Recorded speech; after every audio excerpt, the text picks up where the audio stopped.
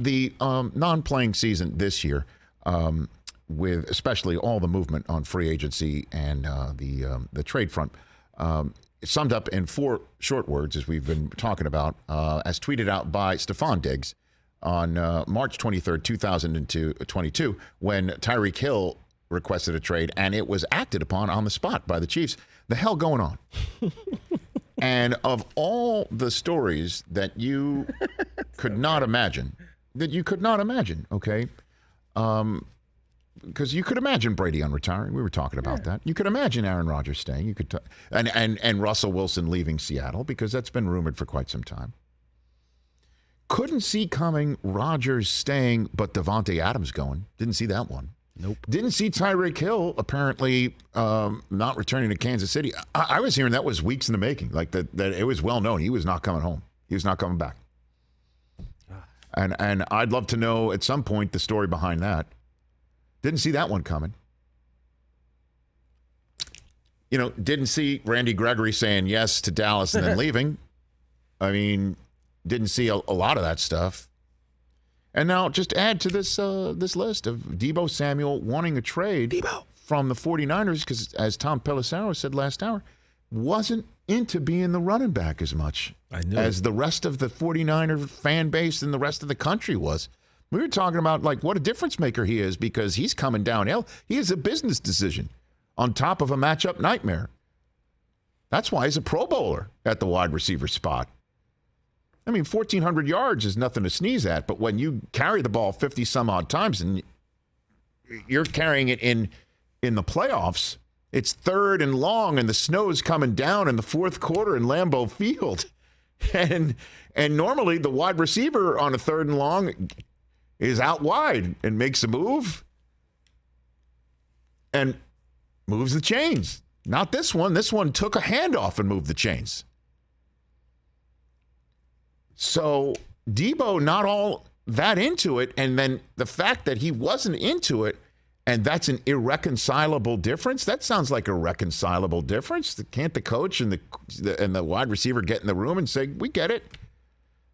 Unless the coach has the right to also say it's the playbook, and if we think you're the guy to help win us that way, we got to use you. I mean, if you're coaching, you're sitting there and it's, 4th quarter, snow coming down, and you can't sit there and go, uh-oh, if I call 19 for run and play, is he going in the tank? Do I got a problem? Is there going to be an issue? And that's a tough way to call plays, I guess. Mm-hmm. And maybe I'm oversimplifying it. And plus, if I was spent last hour pounding the table, so Jets, give up number 10 overall for him. Not if he wants to. I want the Deebo that's going to run it and catch it. I want the Deebo that's going to run over you. Jets have good running backs, though. The 49ers have nothing to sneeze at either. I want that difference maker. That's why I would trade the 10th overall pick, but not for somebody who's telling me if I get more than X number of touches. I'm not saying that's what he's saying, but if it's an irreconcilable difference, then how do you reconcile that with a new team? Certainly, if the old team was willing to pay you. I don't know. Maybe it's the voice. I don't know that he just doesn't want to hear it anymore. But I know that 49ers don't have to trade him. That's for sure. 49ers don't have to trade him. No, but it might behoove them to do it. I don't know. And by the way, I was saying the Jets. How about the Ravens? That would be insane. But you're also seeing, Tom Pelissero's like everybody around the league that kind of could use him. Everybody could use him, but truly could really use him, need him. Are former members of the 49ers staff. Robert Saleh, Mike LaFleur, brother of Matt, and Matt in Green Bay. And let's just see, how do you think that phone call from Green Bay to San Francisco would be handled? Like, if I'm LaFleur, don't you call Kyle Shanahan up right away in the same way that Kyle Shanahan apparently pissed you off by calling you up on draft day last year because there was a rumor your best player wanted out? And I'm like, okay, I've got to do my due diligence by calling you up and asking, hey, if Aaron's available, you want to send him here? I like that. And apparently, that rankled enough feathers that Matt LaFleur and Kyle Shanahan are Your clubhouse leader for chilliest handshake in the NFL. And if you're Matt LaFleur, you're like, just for, you know what, and giggles. Hey, Kyle. Yeah. Hey. I heard your best player's on the market right before the draft. What do you think about 19? Yeah. What's up with that? What do you think? We got 2 first-rounders. You want to send them here? Yeah, what do you think? I know we might see each other in the NFC Championship game every now and then, but it's fine. How about 19 in Green Bay? What do you think? Let's just flip him. How do you think that phone call would go over? Click. Like the proverbial wet you-know-what in church. Hey, now. I would imagine. I would have went with a lead balloon. Okay. Yeah. How do you think that conversation would go? What if the Chiefs get him? Now, the whole thing, too, Just is... stop. But Come on, man. I know that. Put that in the But here's universe, the Rich. issue. Here's the issue. If he doesn't want to run it, if that's his issue here, no wonder he doesn't want to get into the details, potentially. Because if the details are, I don't want to be the slash as much as I was slashing for the 49ers, because the slash is what makes him so unique. That's his fingerprint. That's his calling card. Again, there's receivers all over the place that are matchup problems because they're physical. But to be a business decision on top of a matchup problem every single down, that's what makes you special. Yeah, but the slash also shortens your career. True. I understand it.